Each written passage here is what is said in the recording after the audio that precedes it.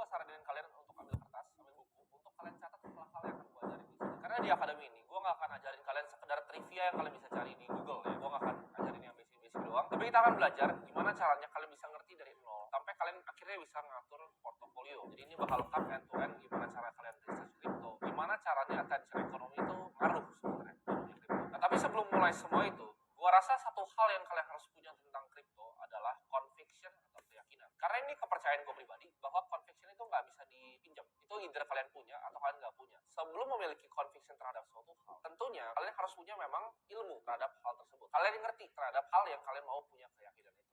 Jadi kita akan mulai dari tesis besar kripto atau the big crypto thesis. Semua yang ada di sini itu berdasarkan pengalaman pribadi gue dan gue akan sharing semua dengan kalian. Kita sebenarnya di adopsi kripto kita masih sangat awal ya. Mungkin semua orang ya, termasuk kalian dan gue pribadi itu berharap kita beli Bitcoin di harganya waktu itu masih $100 atau $1.000. Semua orang bisa berandai-andai. Tapi sebenarnya waktu terbaik untuk mulai itu sekarang, karena kita nggak bisa mulai kemarin. Dan masa depan itu kita tahu bahwa kripto adopsinya akan terus berkembang. Jadi kalau belum mulai, saat paling baik untuk mulai di dunia kripto adalah sekarang. Nah kita tahu layaknya semua inovasi pastinya ada penerimaan dan penolakan. Ini kata-kata dari Thomas Kahn, itu yang bikin buku The Scientific Revolution, di mana adopsi S-curve dari sebuah teknologi itu cepat dan unik. Jadi kayak misalnya penemuan roda ya, atau bahkan penemuan pesawat. Nah kita lihat waktu itu, sebelum tahun 1903, sebelum Wright bersaudara itu bikin pesawat, semua orang banyak yang bikin pesawat dengan metode yang aneh-aneh. Ada yang bikin coba kayak burung, terus gagal. Ada yang jatuh, banyak yang meninggal. Leonardo da Vinci pun pernah gambar seperti helikopter, seperti pesawat. Tapi kalau misalnya sebelum diciptakan 1903 pesawat, orang tuh dikira gila untuk yang mencoba untuk terbang, untuk mencoba bikin pesawat. Tapi seperti kita tahu ya, ini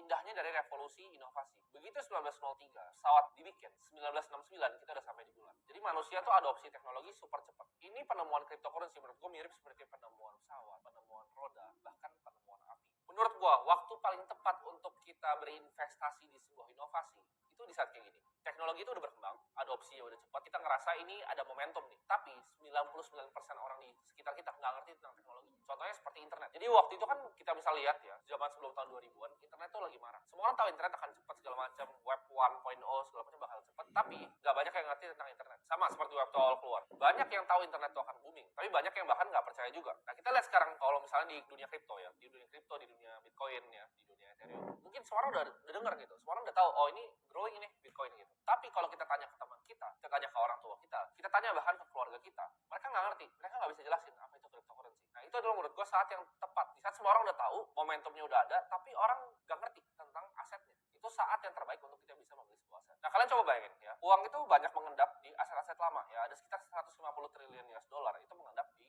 real estate, di global equity ya. Global equity itu adalah total stock market dunia, market cap-nya hampir 100 triliun US dollar, dan sisanya ada government bonds, ada corporate bonds. Bitcoin itu baru berapa? Di saat videonya di shoot itu baru 300 billion US dollar. Dan market cap crypto itu di bawah 1 triliun. Jadi menurut kalian apakah ini adalah aset kelas yang akan terus growing atau tidak? Nah sekarang gini, gue kasih kalian gambar ini. Kalau misalnya kalian itu adalah sebuah pengusaha, ya, kita kasih coba contoh negara Argentina. Di saat waktu 2003, peso itu harganya $3. Sekarang itu peso harganya 150.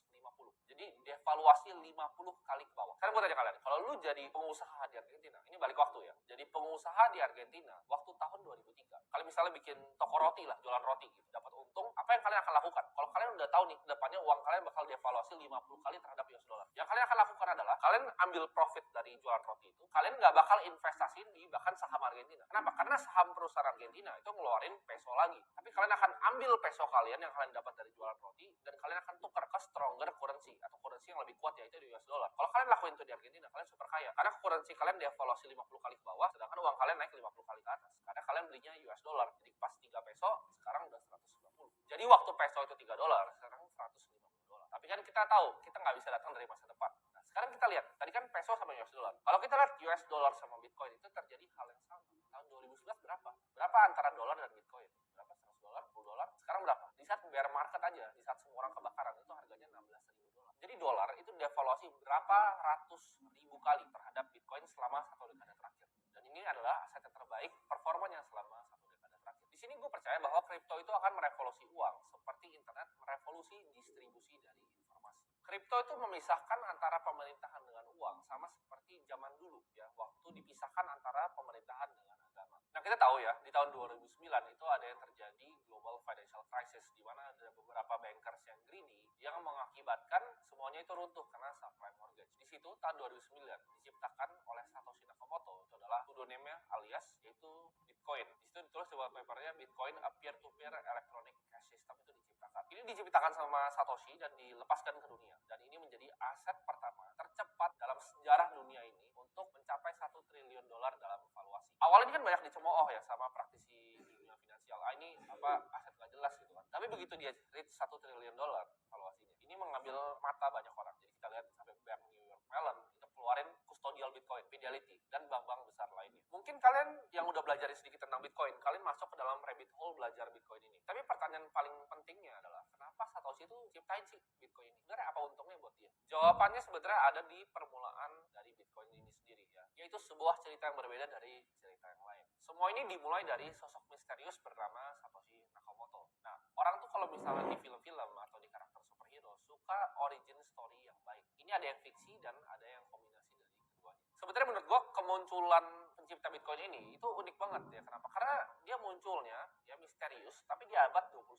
Dimana kita tahu semuanya itu bisa direcord, semuanya bisa diverifikasi, semuanya bisa dicari dan bisa diinvestigasi. Semuanya terbuka. Tapi kenapa nggak ada satupun yang bisa tahu siapa Satoshi ini di abad yang super terbuka? Kita nggak pernah dengar suaranya, kita nggak pernah lihat mukanya, karena Satoshi itu bukan siapapun. Bisa satu orang, bisa sekelompok orang. Karena Satoshi itu bukanlah orang, melainkan sebuah online persona. Manusia atau kelompok asli di balik Satoshi ini berhasil menyembunyikan identitasnya layaknya superhero di komik-komik. Gak ada yang pernah minta dia untuk muncul, gak ada yang pernah minta dia untuk ciptain cryptocurrency pertama yaitu Bitcoin, tapi dia muncul memberikan hadiah Bitcoin ini kepada ras manusia. Muncul dari antah berantah untuk membawa ciptaannya yang bernama Bitcoin. Dia menjelaskan ya, di dalam namanya white papernya itu 12 lembar yang mengubah dunia, yaitu Bitcoin a peer-to-peer electronic cash system. Di situ dia menyelesaikan sebuah masalah yang gak pernah bisa diselesaikan sama mathematician di seluruh dunia, yaitu Byzantine General Problem. Maksudnya apa? Kalau misalnya kita ibaratnya punya kastil, kita diserang dari 4 sisi, dari sisi A, B, C, dan D. Itu nggak mungkin tanpa centralize. Ya. Orang bisa serang kastilnya dalam saat yang bersamaan. Misalnya kita serang dari sisi yang berbeda nih, yang A nyerang, A nggak tahu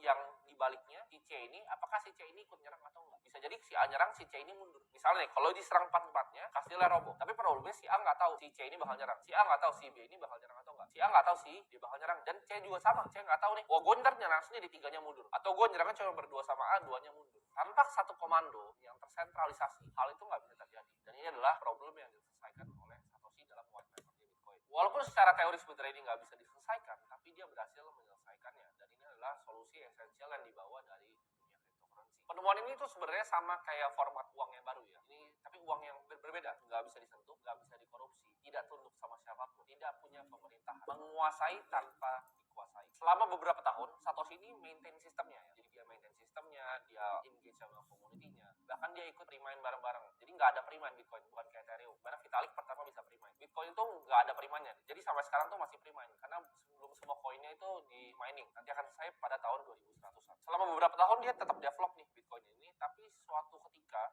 dia rasa ini udah dalam tangan yang baik, lalu dia menghilang dan nggak pernah didengar lagi namanya. Setelah hari dia menghilang, jejaknya pun juga tidak pernah bisa ditemukan. Dan tapi pertanyaannya apa yang terjadi setelah sebuah penemuan itu ditinggalkan oleh penciptanya? Kita lihat sekarang Bitcoin itu nggak ada CEO ya, bukan sebuah perusahaan, bukan sebuah entitas, tapi nggak pernah bisa dimatikan. Udah dicoba sama berbagai macam negara untuk shutdown Bitcoin, India, China, nggak ada yang berhasil. Ini bagaikan ibaratnya kebakaran hutan ya, tapi di cyberspace. Jadi udah menyebar dan ini udah apinya udah nggak bisa dipadamkan. Tanpa pemimpin, tanpa karyawan, tanpa developer, dia bisa jalan sendiri. Fundamental dari sistemnya itu nggak pernah bisa diganti selama 1 dekade terakhir. Ciptaan yang bisa berjalan sendiri tanpa ada orang yang bisa shutdown atau pemerintahan.